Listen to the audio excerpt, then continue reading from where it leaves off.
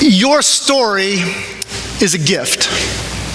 I don't know if you've ever thought of it in those terms, that your story is a gift, and it might just be one of your most powerful gifts. This summer, we're working our way through Acts together. And as you read through Acts, you come across all of these different stories about what God was doing in and among the people. And this morning, we're going to be in the 9th chapter of Acts, looking at the story of one of the central characters in the book, the character of Saul. He later is renamed Paul. And so you have to forgive me if during this morning I use Paul, Saul interchangeably. But we're going to learn a little bit about his story this morning. So if you have your Bible, open up to the 9th chapter of Acts. If you need a Bible, shoot a hand up. Dan will get one to you. If not, we're going to have it up on the screen as well, and we're going to slowly make our way through most of the 9th chapter as we look at this story of Saul. And the story starts like this. It says, "Meanwhile, Saul was still breathing out murderous threats against the Lord's disciples." Now, I have known people that breathe out gossip. I know people that breathe out constant criticism. Saul was breathing out murderous threats. What he was breathing out was, I'm going to go find people that identify themselves as Christians, as Jesus followers, and I'm going to have them imprisoned, and if need be, I will have them executed. And he wasn't just all talk, because if you go backwards in the story just a little bit, you discover that it was Saul that oversaw the public execution of Stephen. And now he is widening his search. He's going to get permission from the religious authorities to expand his Christian hunting. Saul was still breathing out murderous threats against the Lord's disciples. He went to the high priest and asked him for letters to the synagogues in Damascus, so that if he found any there who belonged to the way, and the way was kind of the title that Christians had at the beginning, whether men or women, he might take them as prisoners to Jerusalem. So Saul has his plan of attack, but it's at this moment that his story gets turned upside down. I've heard it said before, if you ever want to hear God laugh, tell God your plans. Saul's got his plans. God is starting to smile. As he, Saul, neared Damascus on his journey, suddenly a light from heaven flashed around him. He fell to the ground and heard a voice say to him, "Saul, Saul, why do you persecute me?" Notice it says, Saul, Saul. It is a common literary device in the scriptures that when something is repeated, it's calling attention to that in a big way. It's kind of the biblical equivalent of bold, italics, underline. Notice this. But in this moment, I think it is completely unnecessary. We're talking flashing light and a voice speaking out of the light. I think God's got their attention. But apparently Saul needs all kinds of help here. Saul says, "Who are you, Lord?" I love the fact that he identifies him as the Lord but doesn't know who he is. Interesting comment from a very religious man. "I am Jesus, whom you are persecuting," he replied. "Now get up and go into the city, and you will be told what you must do." The men traveling with Saul stood there speechless. They heard the sound, but did not see anyone. Saul got up from the ground, but when he opened his eyes, he could see nothing.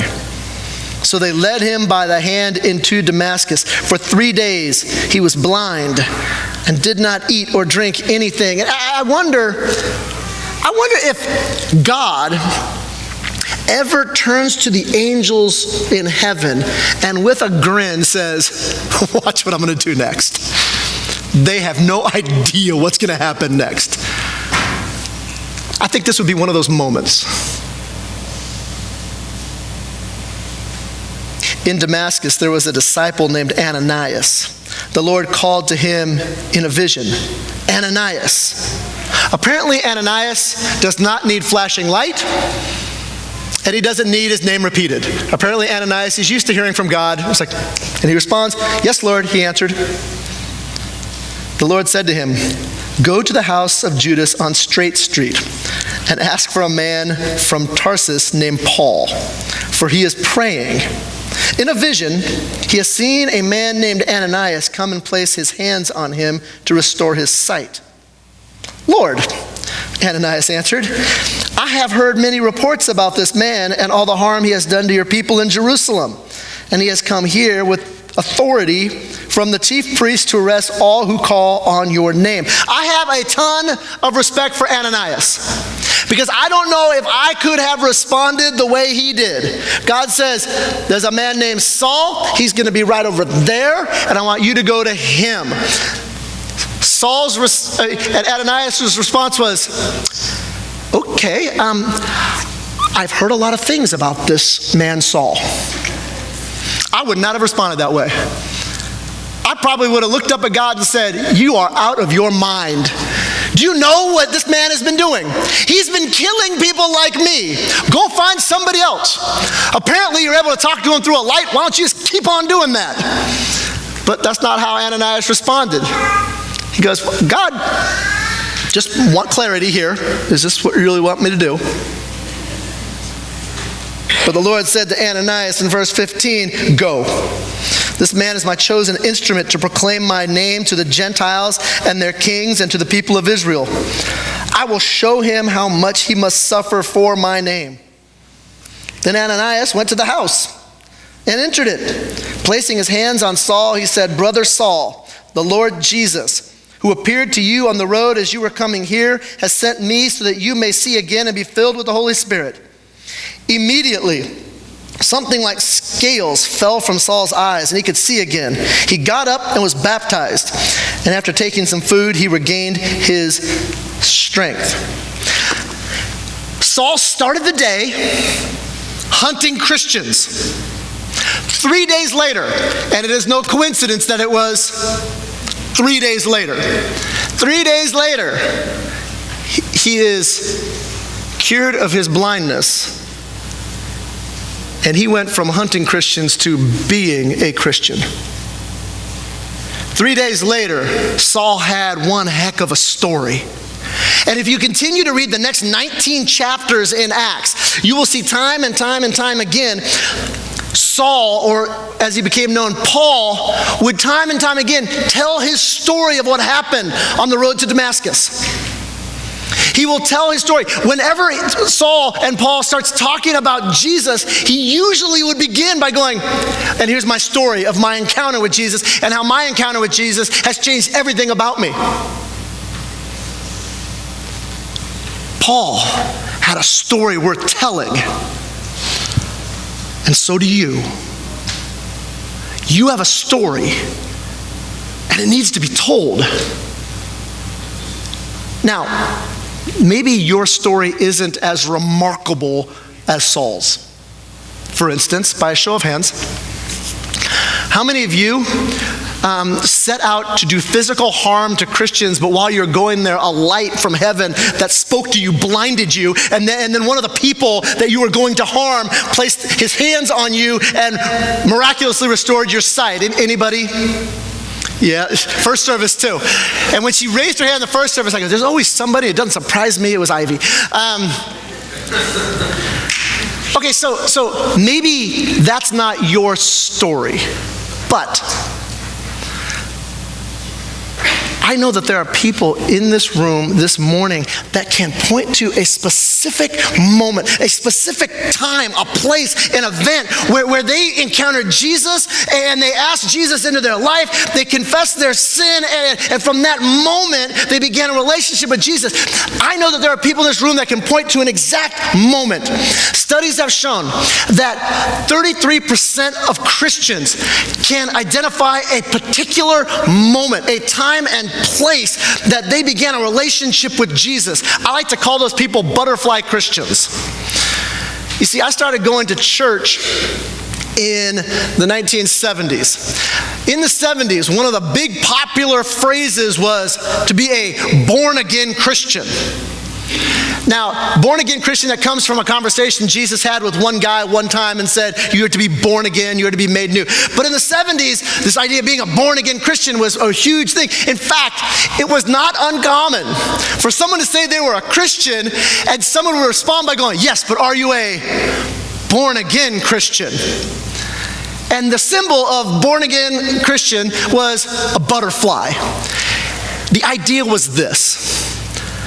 You were once a caterpillar, and you did not know Jesus, and because you did not know Jesus, the sin in your life was not forgiven. But then when you meet Jesus and you confess that he is Lord, and you ask him to forgive you, he makes you clean, makes you white as snow, and you are saved for all eternity, and you're a new creation, you've been born again, bam, butterfly.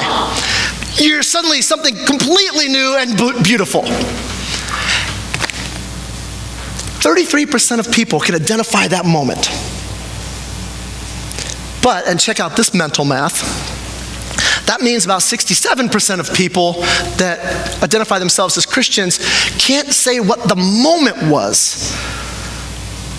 I'm one of those people. I understand the butterfly thing, I really do, and it's a beautiful thing to hear those stories, but that's not my story. I'm not a butterfly, I'm more of a frog. Here's the thing. There was a time that I did not know Jesus. I did not know anything about Jesus. I was just in an egg.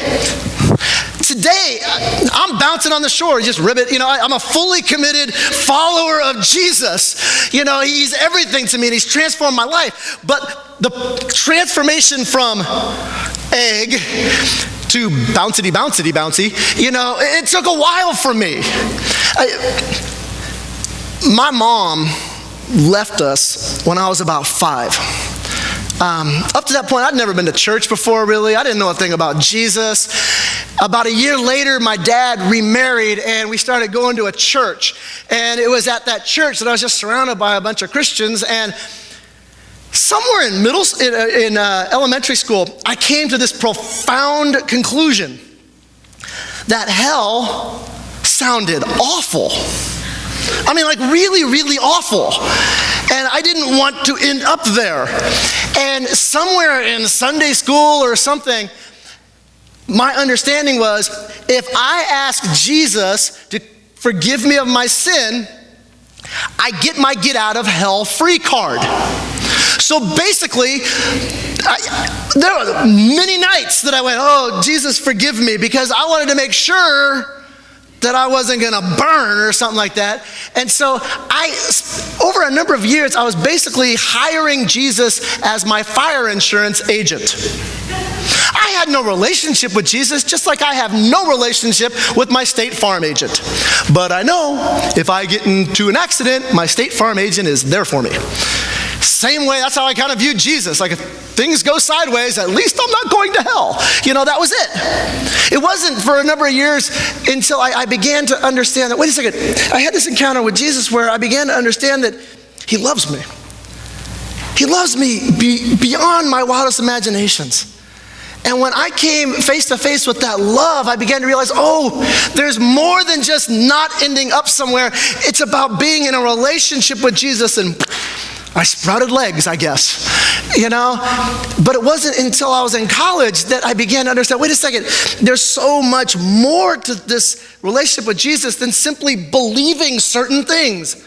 Because Jesus didn't die on the cross so that I could believe certain things. He wanted me not only to believe, but to follow him. And it wasn't until college that I said, okay, God, wherever you want me to go, I'll go. I'm yours. I had to lay aside all of my agenda because I never wanted to work in a church. Being a pastor was the last thing I wanted to do, because every person that I looked up to that had been in a pastoral role had ended up in a divorce. And I figured working in a church would be the worst thing for my future marriage. I don't want to do this. I had my own plan, kind of like Saul had his own plan. And God said, no, I just want you to follow me with everything. And so I said, okay, God, wherever you want me, I'll go. Whatever you want me to do, I'll go. I'll do it. And before I knew it, ribbit. If you identify yourself as a Christian, whether you're a butterfly or a frog, you've got a story. And your story needs to be told. You know, here at Harbor Covenant Church, we talk a lot about 3, 2, 1. And this helps define who we are and what we are about here is 3, 2, 1. Is we want to identify one person in our life that is building into us, that is mentoring us. We want to identify 2 people in our life that are currently following Jesus, but we get to mentor them, and we get to build into them. And we want to identify 3 people in our life, people that we are already in a relationship, people that we already know that are currently not following Jesus, and we just want to be intentional with those 3 people. We just want to care for them, love them, show compassion to them, get to know their story, and when given the opportunity, be willing to share our story. But I hear people say all the time, they go, but I don't have a good story. Wrong. You've got your story. And there's nobody on the planet that can do a better job of sharing your story than you. And whenever I get a chance to tell my story, and I just did a little short version of it this morning, but whenever I have a chance to tell my story complete with props and everything, I get to show how God has transformed me and continues to transform me. That's worth telling. And here's the other good thing about telling your story. Here's the other good thing. You don't have to have all the answers to everybody's questions. You just need to be able to answer the questions about your story and what you're beginning to understand. And then together, if there's questions, you can go figure those out together. You have a story. It's worth telling.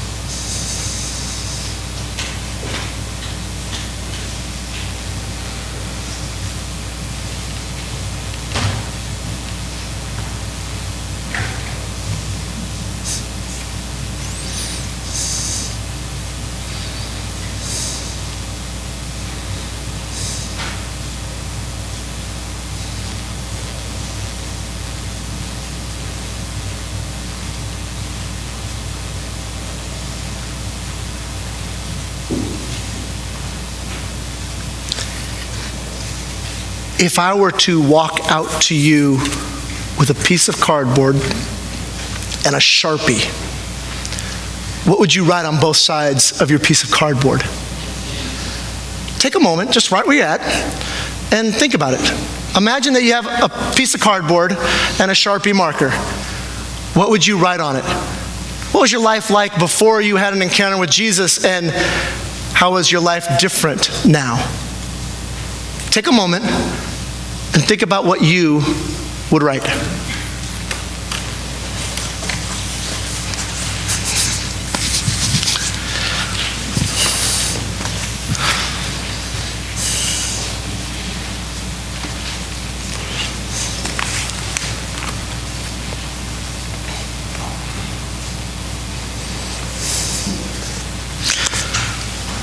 You see, you have a story, and it's a story that needs to be told. But I have to ask the question, are you living the best possible version of your story? One of my favorite books that I've read over the last couple of years is a book entitled A Million Miles in 1,000 Years, written by Donald Miller. And it tells the story of what happened after he wrote one of his earlier books. He'd written a book called Blue Like Jazz, and the book was very popular. And as a result, many people approached Donald Miller about doing a movie based on Blue Like Jazz. And he kept saying no, until he met two individuals that were really interested in making the movie, and he said, okay, on one condition, you let me help with the writing of the screenplay. To which they said, great. And as they're working through, and so A Million Miles in 1,000 Years is the story of that process. And as they're working on it, there comes a moment where the two screenwriters tell Don Miller, hey, we need to make some changes to the Don character. To which Donald Miller goes, that's me, and it's my story. And they go, we realize this, but to make the story better, we need to make some changes with the Don character. And then they start talking about what makes good story. And Donald Miller finally comes to a place when he begins to wonder, why is it that I am not intentionally living into a better story so I don't have to go back and edit my life later? And the rest of the book is him intentionally living into a better story. He has a story to tell. He just wants to be able to tell the best possible story. And so he's going to live more intentionally into that kind of story. Are you living into the best possible story? One of the books I'm reading right now is a book called Love Does by Bob Goff. I have never encountered anyone in my life that does. I've never met anyone who doesn't live into his story better than him. I mean, my goodness, this guy will do anything because he just wants to live into the best story possible.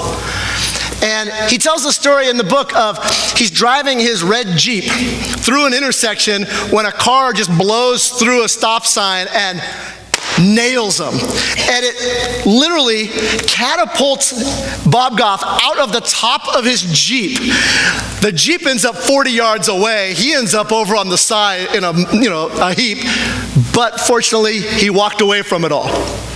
But then he writes about his Jeep. And he says, even though the Jeep was totaled, I bought it back from the insurance company for a couple $1,000s and put some more red paint on it. It definitely had issues. It pulled to the left, for starters. I don't mean a little to the left, I mean big time left. If I needed to make a hard left turn into the driveway from the street, now all I had to do was hit the brakes. Second, wherever I parked the Jeep in the driveway, it would leave a puddle of oil behind. I'm no mechanic, but I get it. This car had been ridden hard and put away wet. It had been in a terrible collision. No wonder it leaked. There were other glitches, little things that only an owner would notice. Truth is, I wasn't really bothered by all this. The Jeep, despite its new handicaps, was way cooler, tougher, and more charming. And now it had a story. Before, it just looked like it had a story. But now it actually had one. And the story made it leaky. I know it sounds goofy, but I want to be like that Jeep. I want to leak from having been hit by Jesus, from having something crazy happen to me, something that flipped my life upside down. I've met people like that, people who leak Jesus. Whenever you're around them, Jesus keeps coming up with words and with actions. I don't suppose everybody gets hit by Jesus, but those of us who have talk about him differently. We start steering funny. We start leaking where we stand. And it's because we got thrown from our lives in a terrible collision. Does your life look like it's had a collision with Jesus? Do you leak Jesus? Do you steer funny now in the way that you live your life because of your collision with Jesus? Or are you one of those Christians that you get your piece of cardboard and you're having great difficulty finding a difference between side one and side two because your life pretty much looks the same as it does to anybody else? How you are at work or in your home or in your neighborhood or at school doesn't leak much. This past week I was in Soap Lake. If you're not familiar with where Soap Lake is, drive to the middle of nowhere and turn left.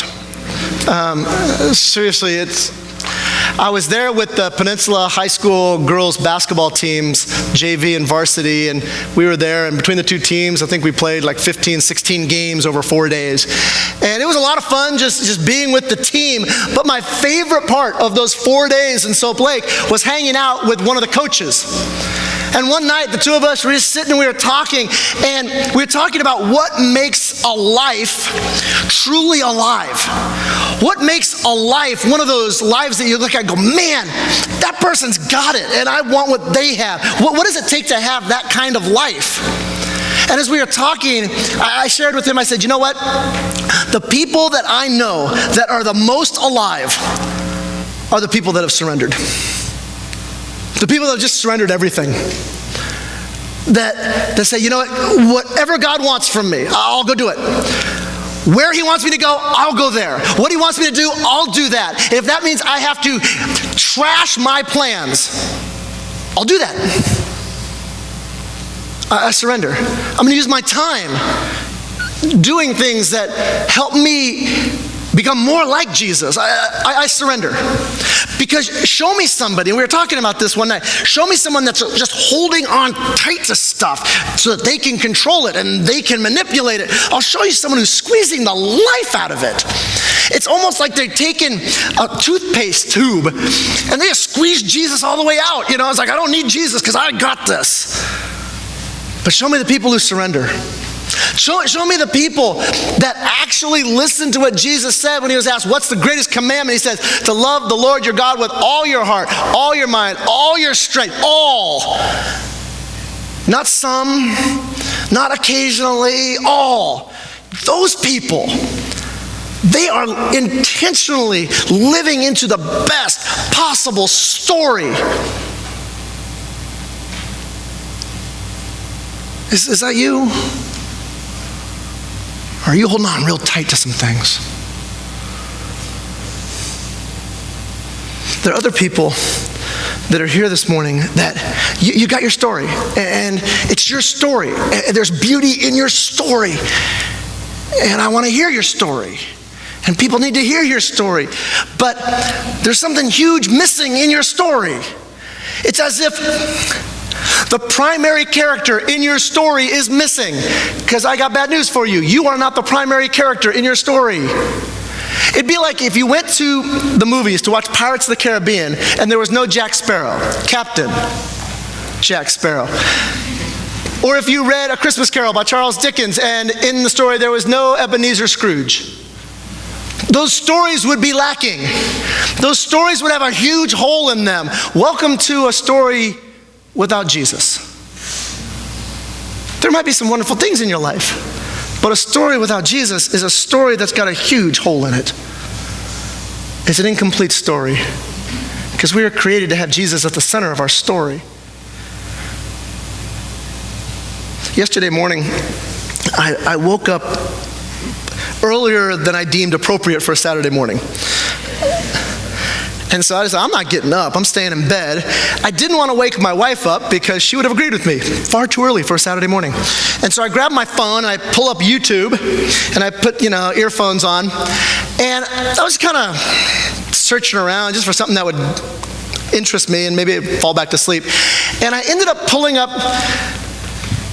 separately the stories of two stand-up comics. Anyone that knows me knows I love stand-up comedy.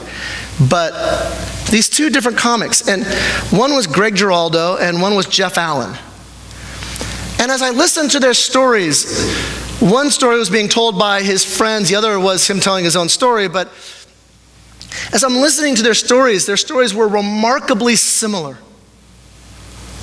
Both were gifted comics. You might not appreciate their humor, but they're gifted comics. Both struggled terribly with addiction. Alcohol, cocaine, meth, both of them struggling. It's just downward spiral. It ended up destroying their families, going into bankruptcy, you name it. I mean, just their lives were a shambles. Their stories were remarkably similar with one exception. One of the comics was playing golf one day with a guy, and the guy began to tell him his story. And through a number of months and years, one of the comics ended up giving his life over to Jesus and saying, I'm going to surrender all because I need to be made clean. I need to be forgiven. I need to experience joy. I need to have hope and purpose in this really screwed up world. I have found it in nowhere else. I've tried just about everything else, but I need Jesus. Jeff Allen gave his life to Jesus, and it has changed everything. And listening to his story, I'm laying there in bed yesterday morning, and tears are just filling up in my eyes because I also knew Greg Giraldo's story.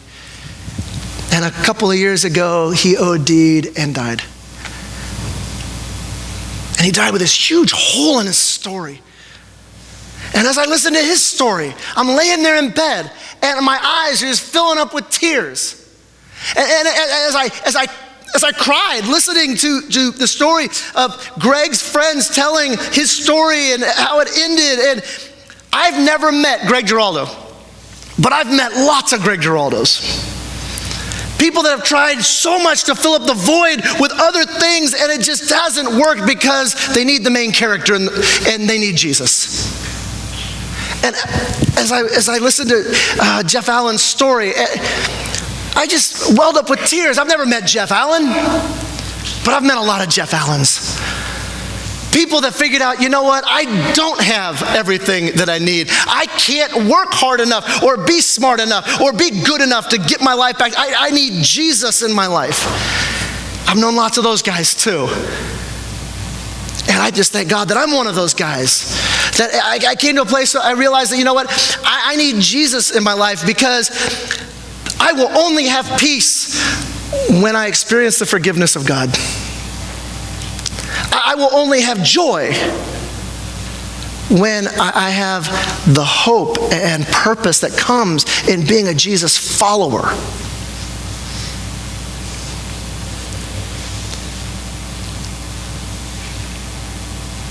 Tell me about your story. What do you write on your cardboard? Are you intentionally living into the best story possible? Does your story need Jesus? In a moment, we're going to come to the table. It's something we do every week in this service.